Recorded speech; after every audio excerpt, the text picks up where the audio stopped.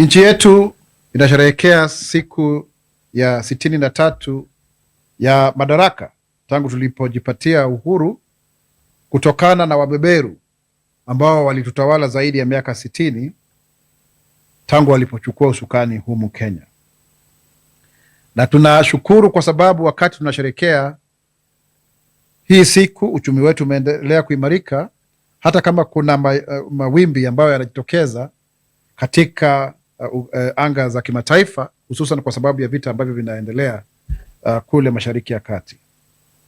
Hii siku inasherekewa kwa mara ya kwanza katika eneo gatuzi la Wajir, na tumeona maendeleo makubwa sana kwa sababu ya hilo, kwa sababu Rais William Ruto aliahidi kuhakikisha kwamba maeneo yote yameweza kuwa na maendeleo sawia.